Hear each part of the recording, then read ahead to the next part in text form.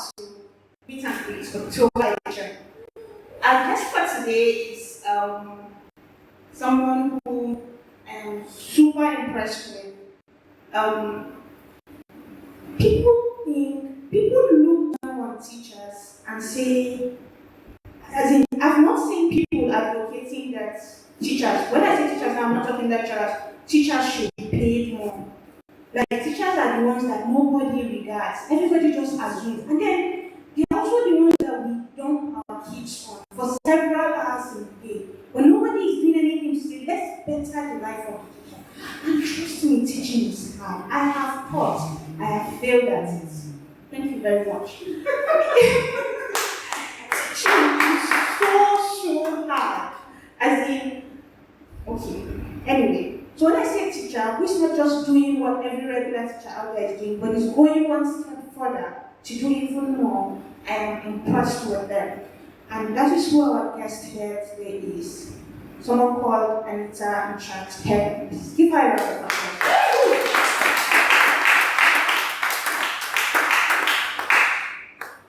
So for those of you who have not followed the link and read her bio, I will read it for you.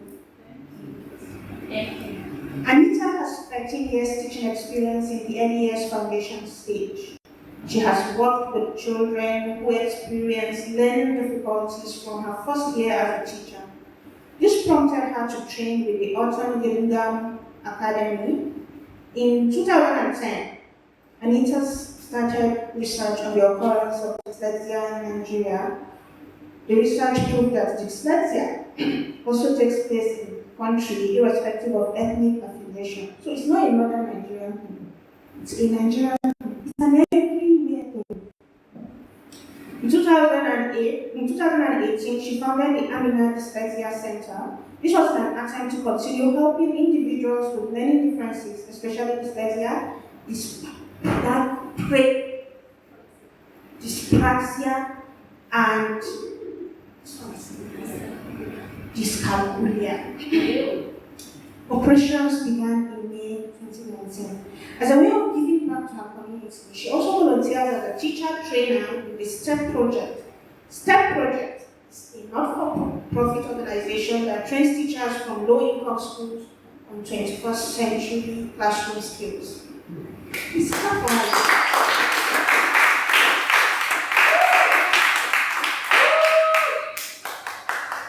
Welcome, Anita. Thank you very much. Okay. So, the name Amina Dyslexia Centre sounds synonymous with some history. Can you take us through that? Okay, so it's a bit of a family thing. I had a cousin whose name was Amina. And while we were growing up, she had signs and symptoms of what I know now as dyslexia. So while we were there, nobody knew what was the problem, but she kept struggling in school. And also she had sickle cell anemia. So everybody thought because of the sickle cell. And as a child, I remember I used to be puzzled and be like, okay, I know some of my classmates have sickle cell, but they are not struggling in school, even though they miss school, all of that. But with her, it was really profound. She kept struggling through school. So, as a 6-year-old, we used to seriously plan that I would go to command children's school and write her exams. But guess what?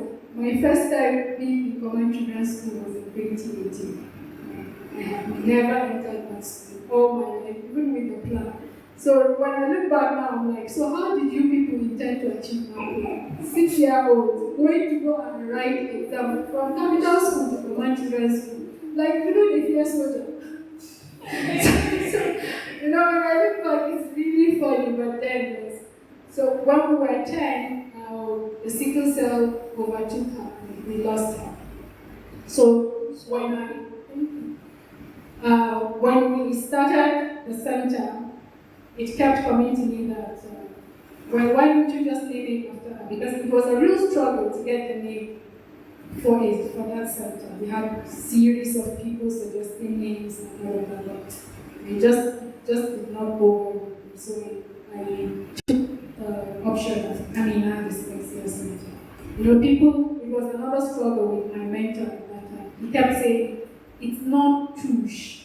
And this thing, we don't really know it in Nigeria, so you need to attract international people. Then I said, guess what? It's the Nigerians that I want to work with. I know I need to attract international funding, but the people I will be serving are Nigerians. So please allow me with Amina. Then again, the question came. If you say Amina, it sounds about Arewa, northern thing, they will not take you serious. I said, yes, I will just go with it. When the bashing comes and the backlash comes, I will deal with it. Guess what? Where will you go like this name? And the way Southerners like the name. In fact, a lot of people call me Amina. I forget that it is another person's name. So that's how far we go.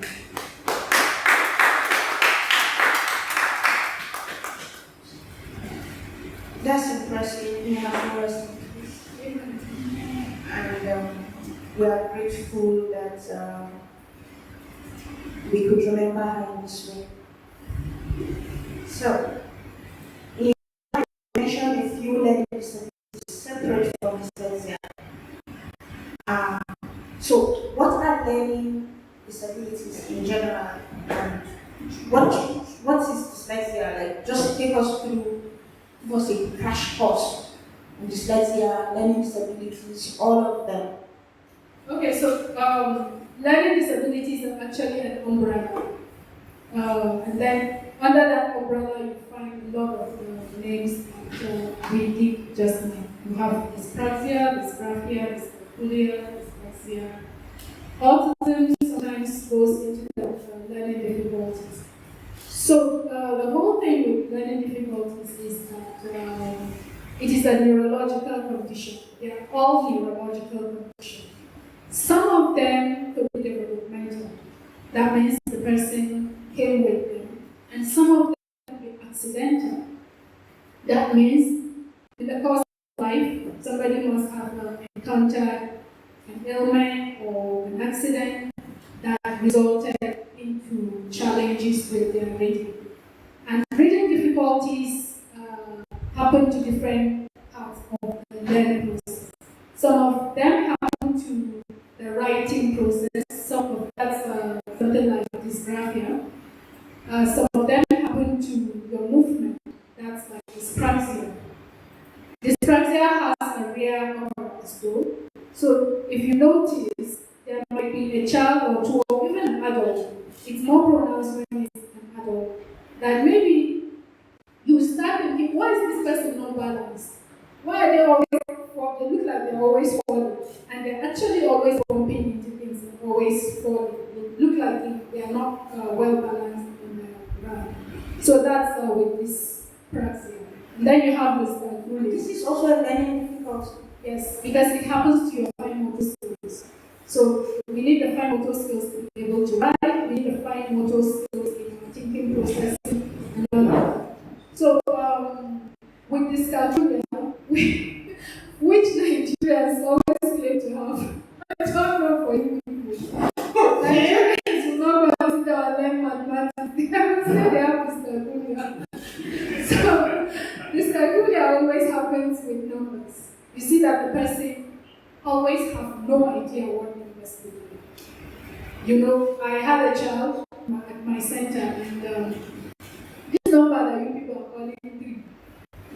It took us 3 months plus for that child to see 3 and know it is 3 like this. Oh, 3 months, that's a whole time, plus a few days away, before he could finally say, this is number 3. And he could count 1, 2. Children that count 1 to 10 without going to school. No. Oh my God. So we did 3 for 3 months and 8 for 4 months. But now, it's fine. He knows 3, he knows 8. He can count them for you. In fact, he can manipulate them for you. There was a day I was watching him with his math teacher. I was laughing. He actually manipulated it and got the answer. He was supposed to count 2 plus 6 and get 8. Then he did 3 plus 5 instead. So the math teacher was saying, why did you do this? As I say, it can be anywhere. Oh. Oh, who can do that? So it cannot be anywhere.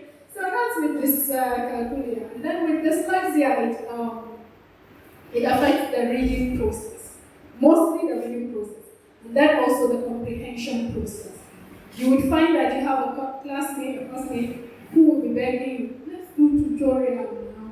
You'll be like, this thing is easy now. Why can't you just be there and be understood? But person is going through hell and says, please, just come and sit down with me and explain some things. That explanation that you're doing is the life saving.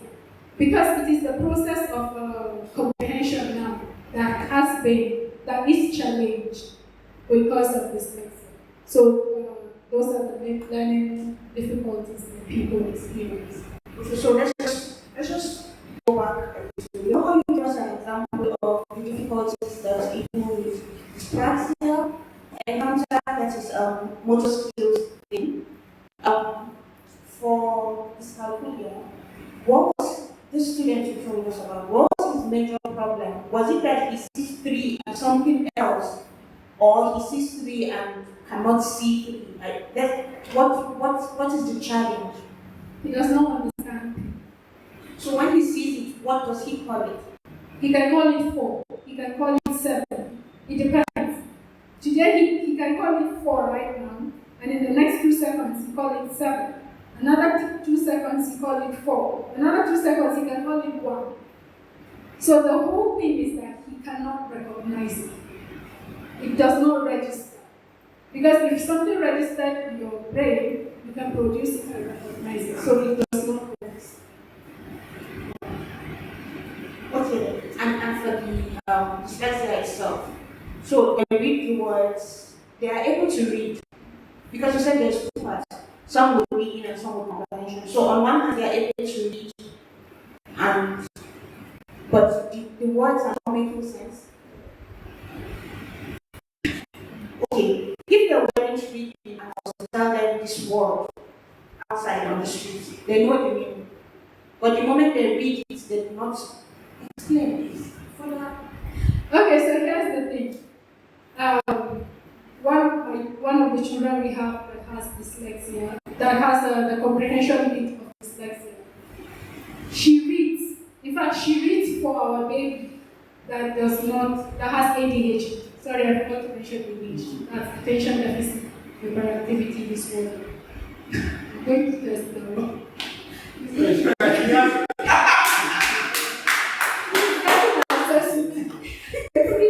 Free assessment, Michael. Say thank you. But Michael was not. Alright, so this child has ADHD, so he can read, but the ADHD actually interfered with his reading. And he's a baby, he's about 6.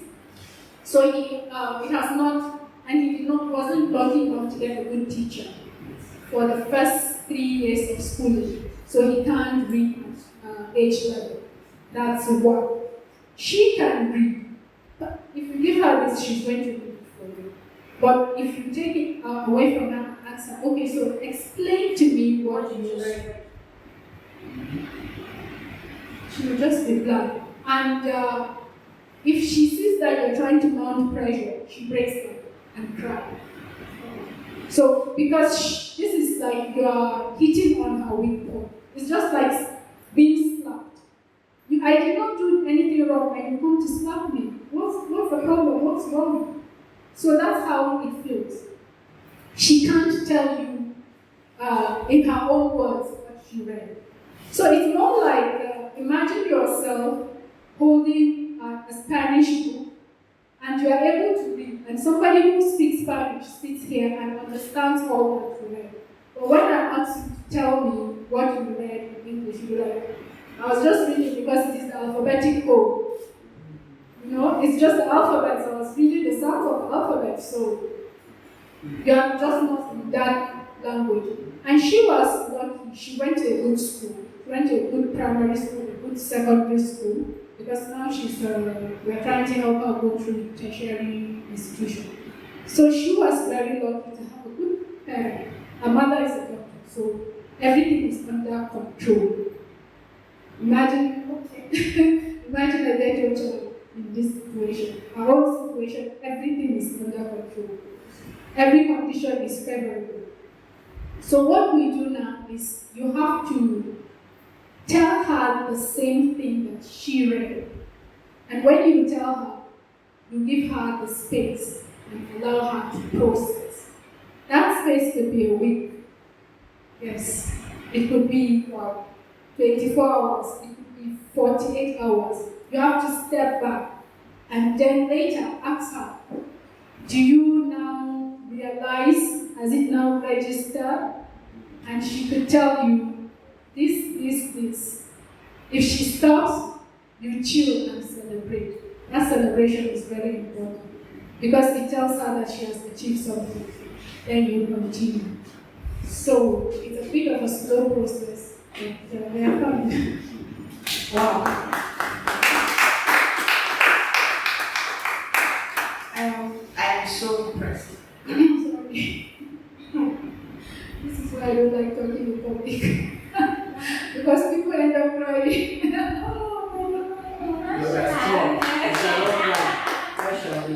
So sometimes I'm not saying conclusively that learning difficulty exhibits in children no, but I think 99% of our children at the center, they all right with their life. And just about 2 don't. That's a huge number. A lot of our children right with their life. So, and then she said he exhibits all the symptoms that you said. You better go back and tell his parents like they're going to do free lessons for him. Yeah, as For the free lesson. And I will support you. I will send you links, I will send you material so that you can seek proper forgiveness. Because this child is going to remember you as the terrorist for the rest of his life. Say thank you. So we close the chapter. So I have like a lot of these conversations that parents and teachers. I was just telling Peter on the way here that there's a parent I think in front of me was telling his daughter, Wallahi Sasaki, he was threatening to divorce for bringing his child to my center. So this is the problem. It is another of the reasons why we don't have school uniform. Because we don't want the stigma to continue. So he feels that if he brings his child to the center, they would say that his child has a disability. That's our parents, that's their problem. They don't want to be identified, and the humans generally, we don't want to be identified with anything that is making us less of a human. So he feels this is his child being less of a human. And the mother has accepted. So she's bringing his child to the center. And then it will now also rub off on him that his child has a disability. Meanwhile, dyslexia is actually a superpower. We'll get to that. But then it is not as people tend to look at it. So that's another reason why I prefer to say reading challenges, struggles with reading. I hardly want to call it reading disorder. So these are the things that we get. Another one came, the mother, I was also telling him, is the mother that is the problem. The mother will say, Mr. Anita, the child is coming to school tomorrow. The mother will now keep the child at home. This child is in about JS3. He's going to JS3 now. We just released him. He's going to JS3. If he writes, you will need an interpreter. In fact, even he cannot read what he wrote. Because he has dysgraphia. And he is smart. Our art teacher is a volunteer. He comes around to volunteer. He keeps saying, I love this child's originality. Since there's an amount of originality in his art that none of the other children have. And all the children have their strengths. There's one that if he colors something for you, at some point I said, it's too much watching Bollywood. Because, Bollywood, They are very color-centric. They do a lot of display of colors. Then I now casually Bollywood, you often watch Bollywood. And she was like, no. In fact, our father said we should even cancel Bollywood from our channel. So nobody watches Bollywood. I was like, Cartoon Network. Like, no. We only watch CNN and Al Jazeera. I was like, okay, this is an original color person. So right now we're trying to channel his coloring. It's the same three guys. So we're trying to channel his coloring into something entrepreneurial. We're trying to help him to teach him how to drive because he also has autism. So, and his social skills are actually a bit challenged. So we're trying to see how much we can help him to as independent as possible. If he makes amazing argument, he's more than 7. And they'll be fine. Yeah, he doesn't have to interact so much with others. Even if he can interact and still develop the social skills, but if autism does not allow it, he'll still be fine. So that's just more of our daily life. This is our everyday life.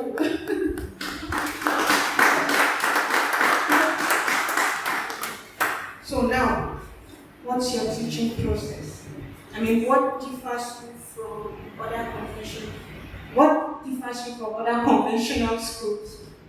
Okay, that's one of our resources. He came and taught us how to play games, board games, Scrabble, chess, Monopoly, and all of them. So we actually learn through play. A lot of the time we learn through play. We teach English, singing, and we teach English also with play. As much as possible we play. And then we also are individualized.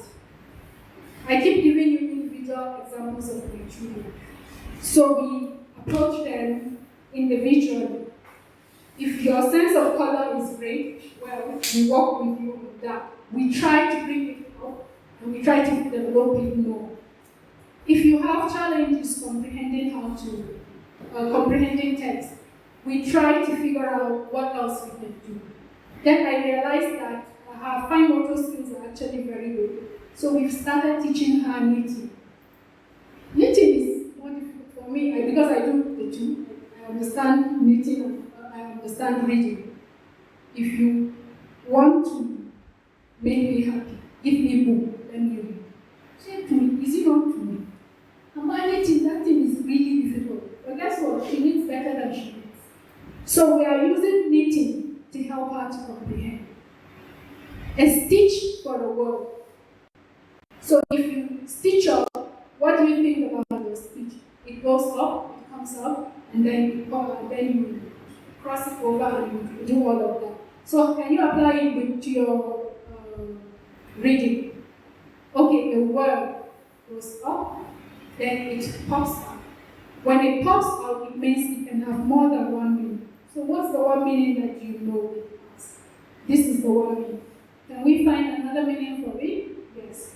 Let's go find another meaning. If we're trying to find the other meaning, how do we go about it? We can check and we can ask other people. Because when my stitch pops out, I can ask other people if it looks good or not. So like that. You have to approach them individually. That is why our center does not have class. We're in one class, all of us from one. So we don't have a class, we go by your speed. Now that we have released about 8 of them, they're all going to different classes. One is going to JS1, another one said he was going to SS1, he froze. Then the father now showed me his assessment in the new school he's going to. And I said, please, they should change the school. Because I can't believe that my child did this. It was so awesome. He got a B in the assessment. And he's one of those that I have been very precious about. I'm trying to protect him. I'm like, no, he's not ready to face the world yet. But he went, and in fact, when he came back, he just opened the door. I won. And then one of us came on that. You won what? He said, I won. See, I got a B.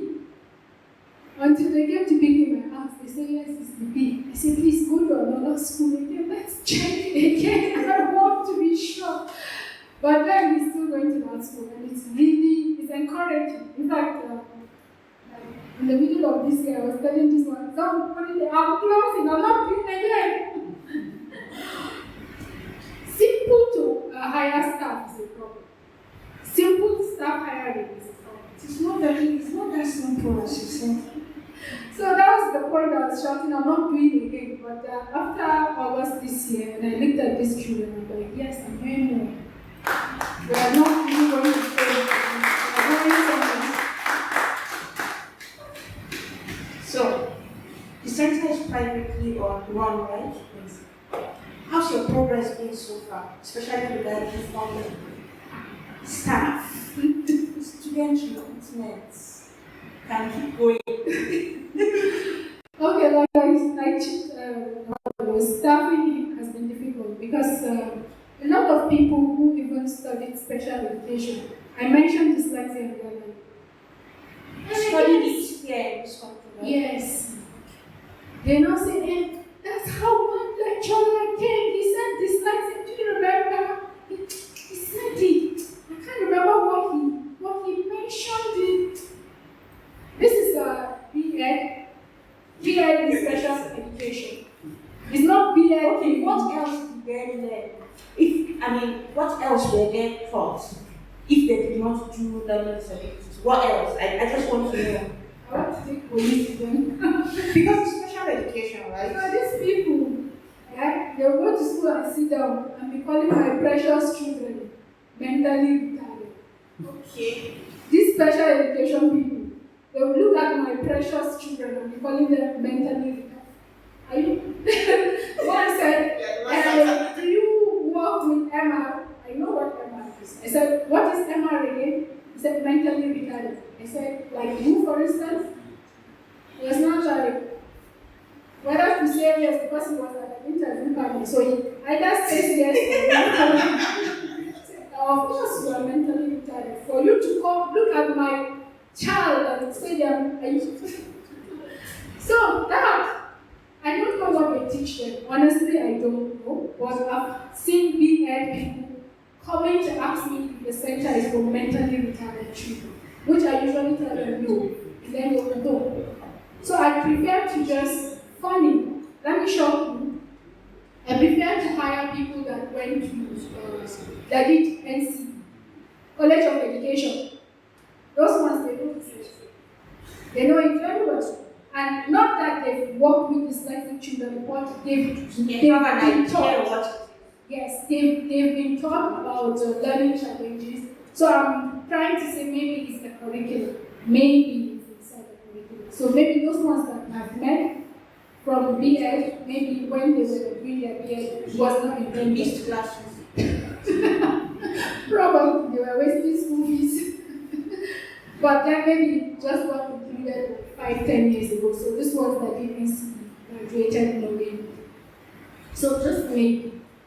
But I've not really taken time to go to these institutions to ask what their curriculum is.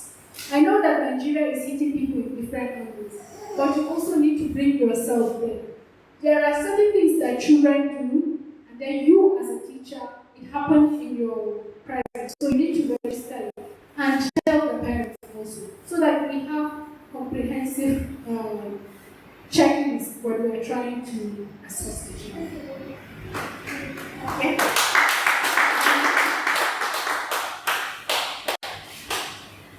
Now, away from role play, trying to address dyslexia and all the others, who is Anita? What else do you enjoy doing? What else do I enjoy doing? Aside reading, I like to read. If I didn't know I like to read until someone mentioned it to me, I really like reading. And then I like to watch people. Silent. I like to watch people a lot because it interests me. How, especially human relations. I'm like, okay, So if I do this and do this, this person will act this way. Okay, that's interesting to like keep an eye. Okay, so I'm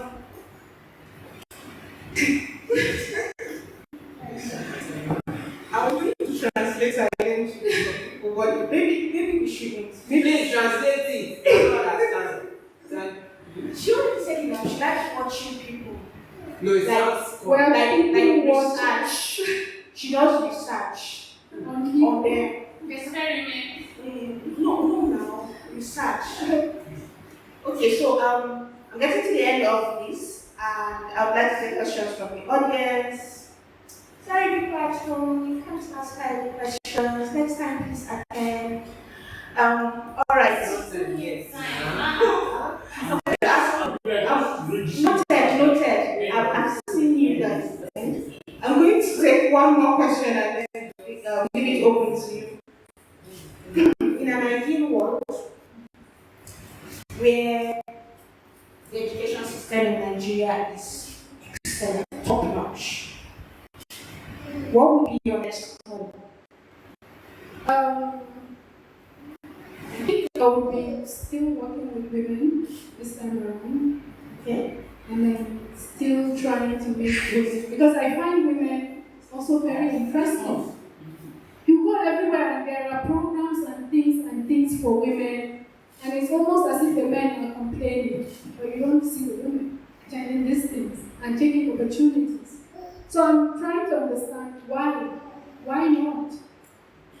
So I would be really involved in advocacy again for women. Please have fun.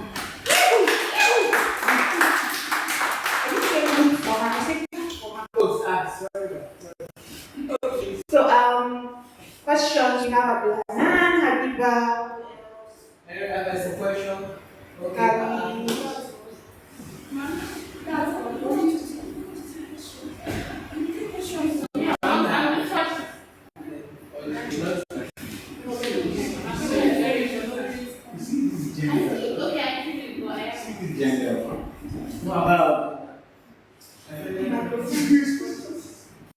All right, hello everyone. It's very good to have you here. I have lots of questions that I'll just ask some few. You talked about staffing. You think it's really a problem because you don't study this in conventional school because to begin with, you don't believe in Nigerian. In Nigerian child should have should be dyslexic. Just maybe the stepmom that is studying now. So you don't believe it, but it is. I think if you really are interested in your staffing program, there are lots of online programs that a lot of people, a lot of teachers are forced to do by some of these schools, and it will really help you. What I'm really interested in is do you have a program that some of these schools who the teachers are very observant about their children can actually observe and speculate like maybe this child has this, and they will contact you for you to come to diagnose these children for treatment. I don't know if you have those programs because some of these private schools have all of these learning disabilities, and they have solutions for them, but some they don't. So I don't know if you have programs for those schools that do not have. Thank you. Yes, ma'am. Okay, yes, we do, but right now we decided, because I'm growing and like you said, we still come back to the issue of staffing.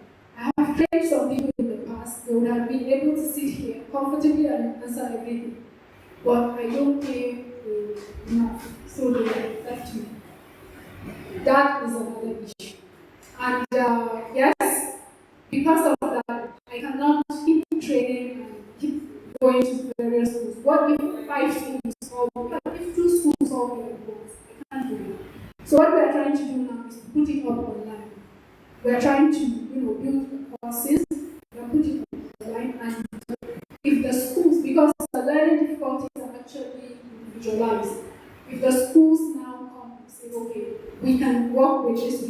with this, but can you just tweak it? This child, can you, then we cannot just tweak according to the child's profile, and then we move it. So right now we have stopped going to schools. We're just going to do awareness and we're leaving it there. But when the courses are live, we will continue to say you can come in, register for the courses, and take them at your pace. And so my question is, your center is a dyslexia center, so I'm just sure, do you work in other forms of neurodiversities, like do you diagnose autism, ADHD? So if you say like, I have a child who, you know how I just don't understand what's going on, especially with ADHD and autism, sometimes the children show specific signs within. So do you take consultations with parents and stuff like that? Yes, we actually, when you come to the center, before I even collect one dime from you, you know, normally if you're looking for consultation, you have to pay before you see the consultant. No, me, I will finish talking to you, and I'll tell you to go home and think. If you think enough, then you come back. Because I don't want to pressure. I don't want to put anybody under pressure. Some people think because they've paid, then they have to go through the whole process. No, just go home and think. And it has saved me a lot. Because some people will come back and say, meanwhile, I can see everything like this. There's a girl that opened the door. The moment she opened the door, I saw dyslexia looking at me. And she's not a very outspoken child, but she just pushed the door and I said, this is it. I really don't need to do more assessment. But guess what? The mother said, you don't want them to repeat her. In my mind, I was like, that's the best thing that will have happened to that child. In fact, take her out of school. Because she's not been educated.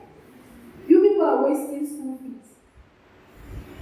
Her coming to our center for at least 6 months will be better than her staying in that school that she's staying in. Because she's not doing anything there. So before we do that, before we start any process, I have to have a full consultation with you. Give you a whole discussion about the condition, and if you see these things, give you a checklist to go home, go and study, answer the questions, and come back. Then we know whether we are going to have a transaction.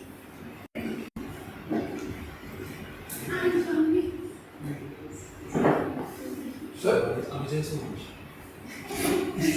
Yeah, you direct and this thing first. No, I want to see sex. I don't know, but I just want to confirm.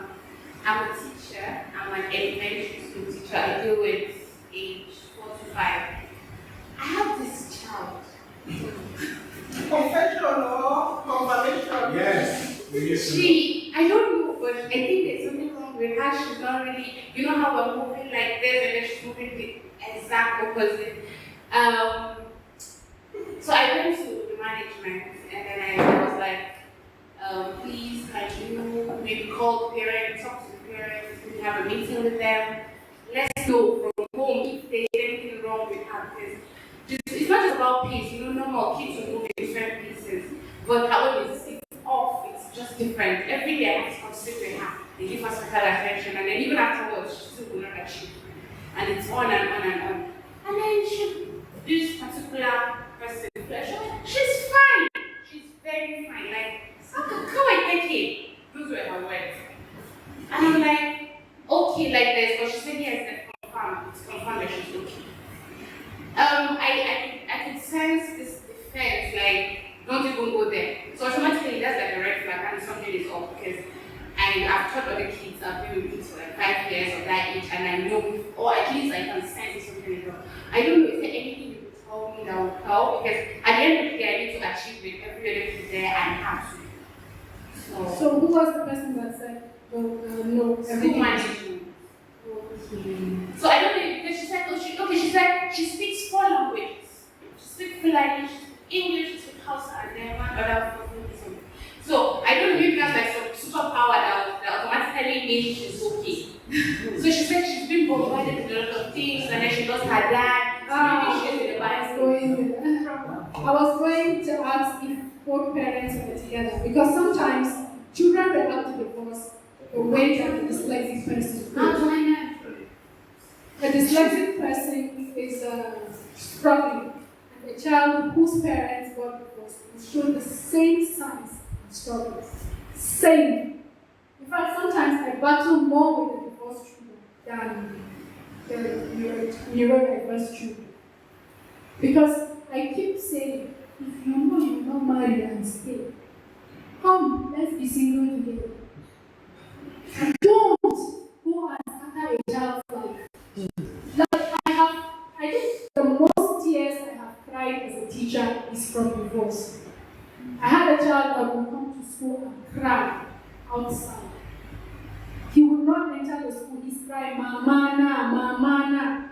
Then one day I just decided, I need him. That's how the boy started entering school.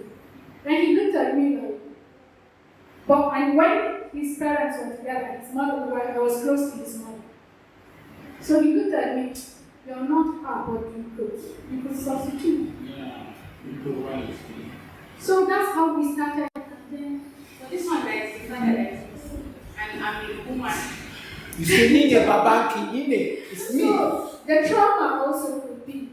And then that is when you need to have a conversation with the mother.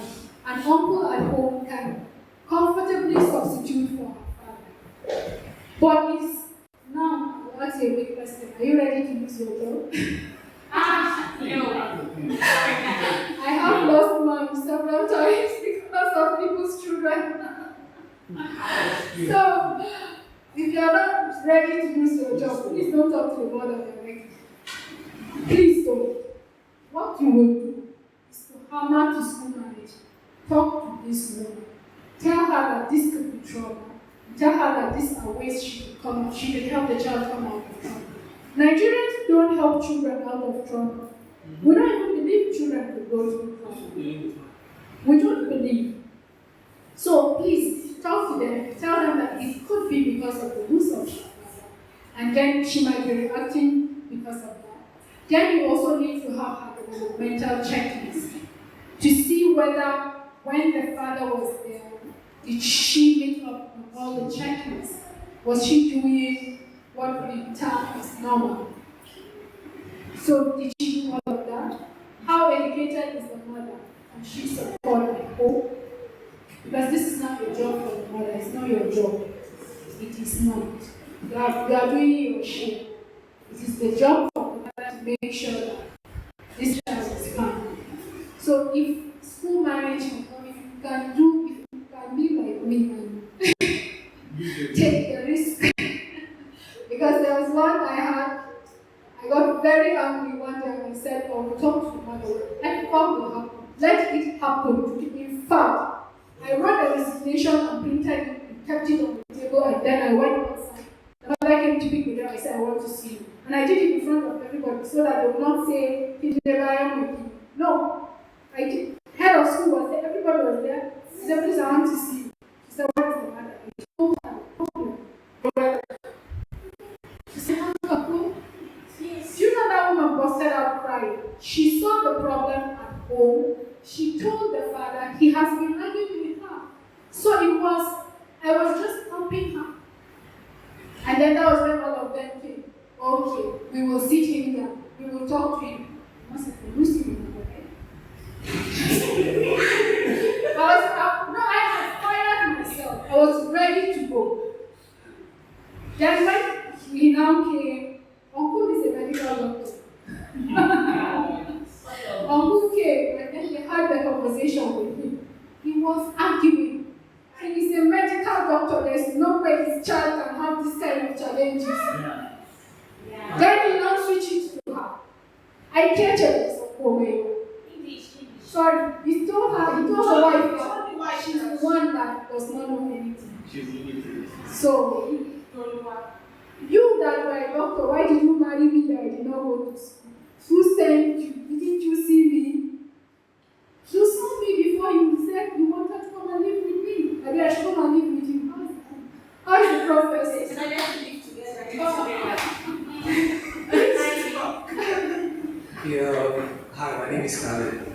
I've been listening since, though there's an answer to something I was going to ask you about right now.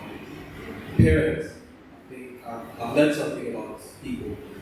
If there is any way you're going to fix a problem, you have to go to the root itself. The child is always, from what I gather, a learning disability will come from trauma. So if that is a possibility, don't you think the first thing you have to do is actually trying to find a way to get parents to be on board?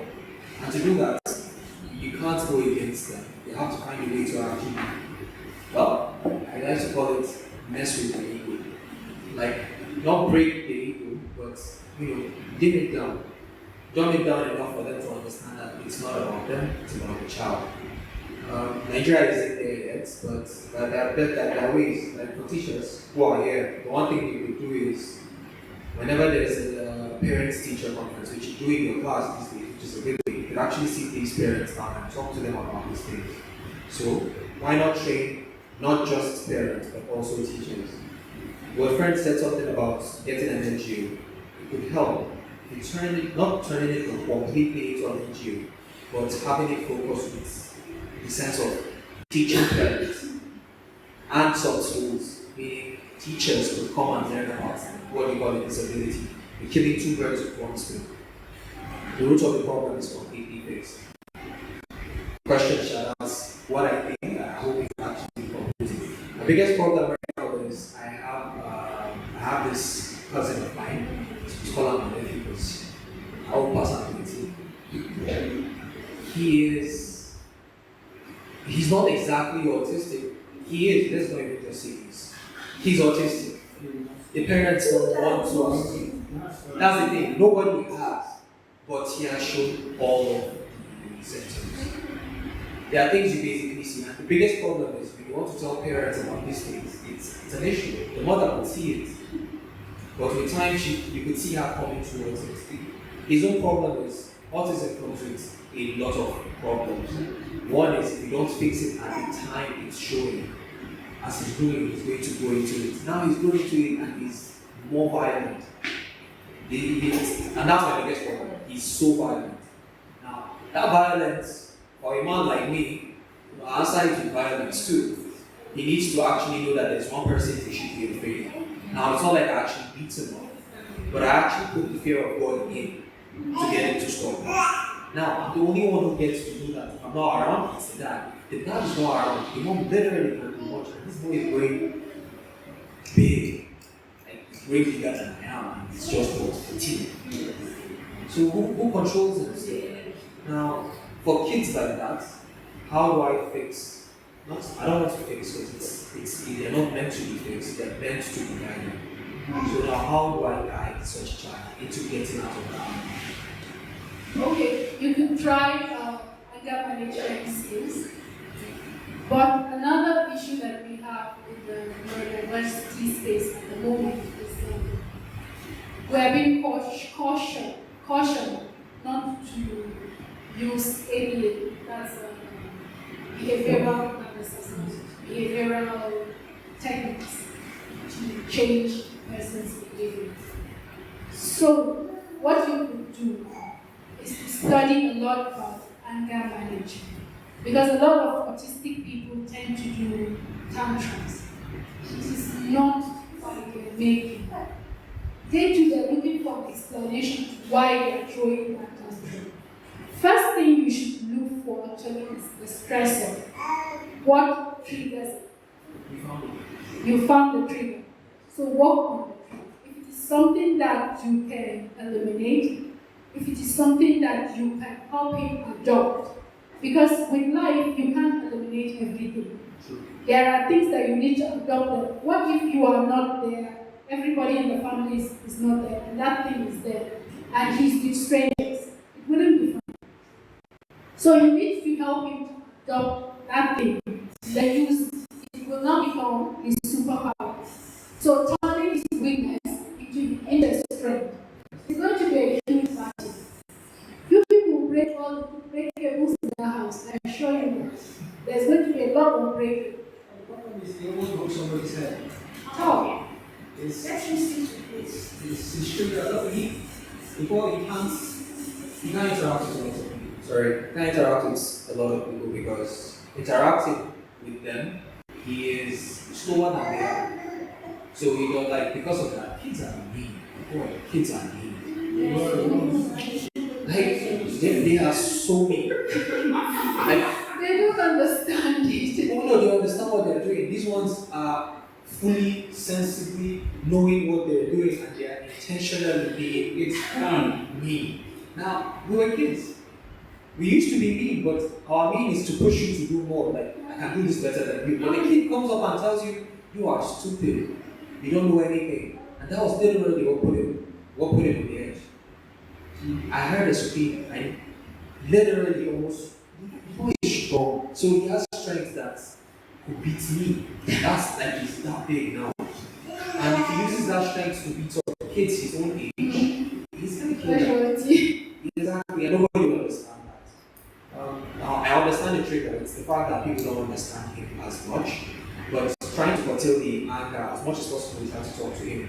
I try to talk to him, and I try to let him interact with people, making him understand that they're calling him dumb doesn't make him wrong. But he blacks out sometimes out of sheer rage until it's done before he realizes he's still working on it.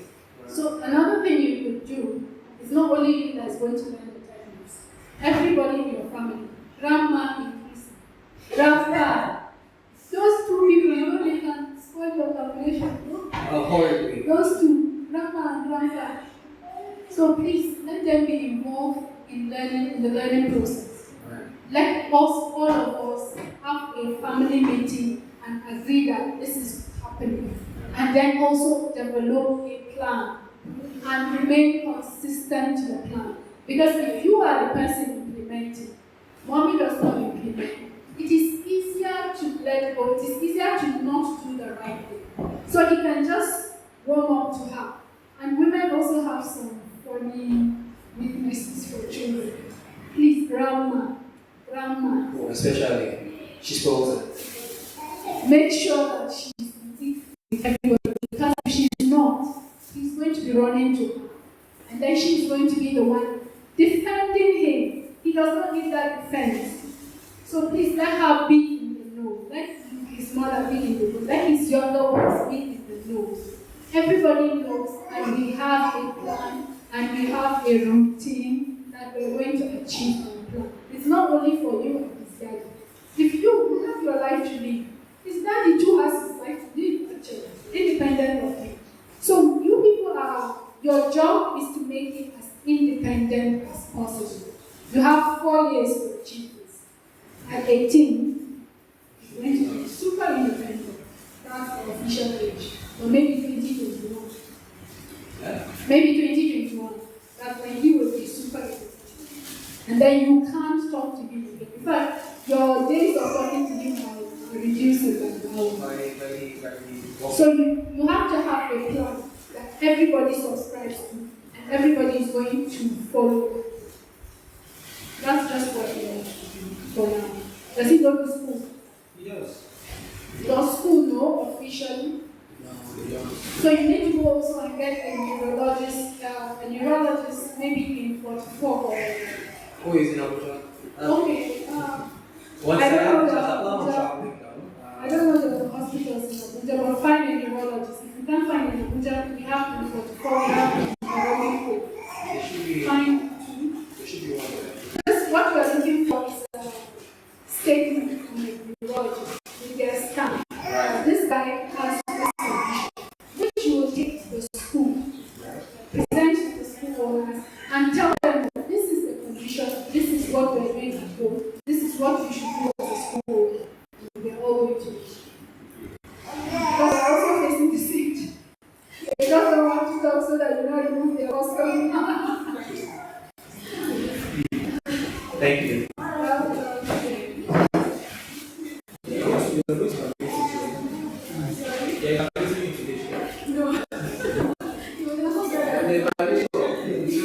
Thank you very much, everyone. It has been an enlightening and interesting session. Thank you, Anita. Really appreciate your time. This brings us to the end of our meeting for the month of I look forward to seeing you all next time, same time, for Saturday.